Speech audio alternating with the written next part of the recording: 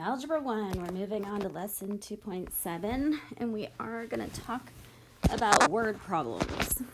This is one thing that you might have to watch again and again and again, and please feel free to do that. You will see this the rest of your high school career. Consecutive integers in problem solving is probably one of the most common things that you will see. So let's talk about what consecutive integers are. Consecutive integers are just 1, 2, 3, 4. Notice they each go up by 1. So if I had to write 4 consecutive integers, I would write them as x plus 1, x plus 2, x plus 3, x plus 4, which makes sense. If this is 1, that's actually 5 consecutive integers. 1 plus 1 is 2. 1 plus 2 is 3. 1 plus 3 is 4. 1 plus 4 is 5. And on another note, if they started at 21, 21 plus 1 is 22. So notice they're just going up in order. But the hard part is when we talk about consecutive odd and consecutive even. Consecutive odd integers, notice, are 1, 3, 5, 7, 21, 23, 25, 27, 37, 39, 41. Even though the word is odd, they still go up by 2.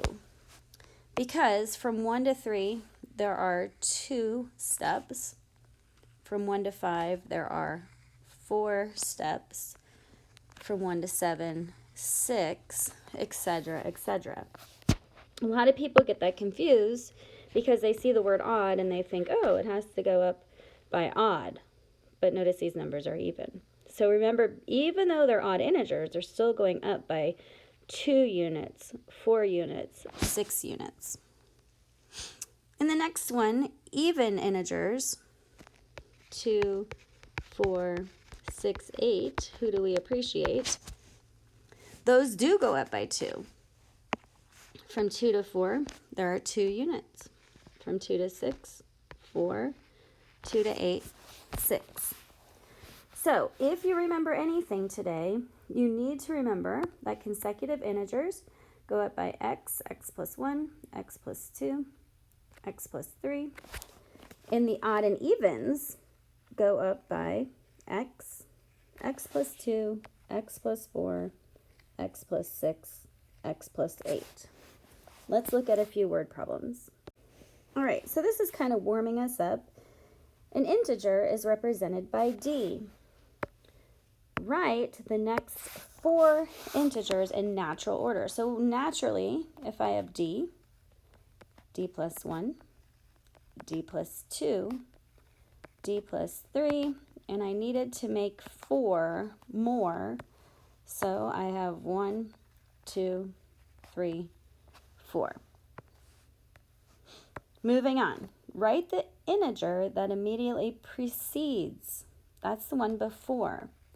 So if I have d and I need the number right before it, I have to subtract 1.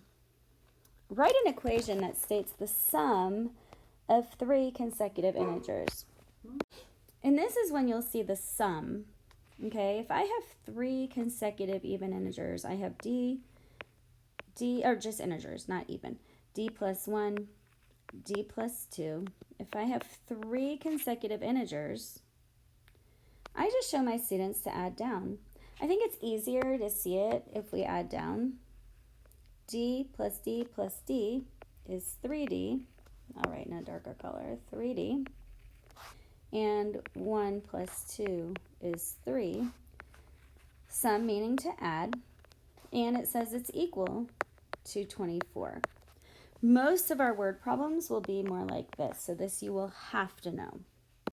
You'll have a lot of practice tonight, so because of time, I'm going to go straight to the hardest question. Number 5 says twice the smaller of 2 consecutive odd integers. Well, automatically, I know 2 consecutive odd integers are x and x plus 2, because remember, 1 and 3 are consecutive odd integers, and they are 2 units apart. So now it's telling us twice the smaller. So I'm going to write it over here. Twice the smaller of 2 consecutive odd integers. Oops, I think you can't see that word. Is, there we go, there's that word, is 7 more than, well, the larger is just x plus 2. So let's solve this. On the left side, we just have 2x. On the right side, we can add 2 plus 7 is 9. Subtract x over, and it looks like x is equal to 9. So if I look at the 2 consecutive odd integers, 9 and 11, so let's go ahead and plug it back in. Twice the smaller, that's 18, is 7 more than the larger. Look, that's a true statement. So I know my answer is 9 and 11. Don't forget to check your work.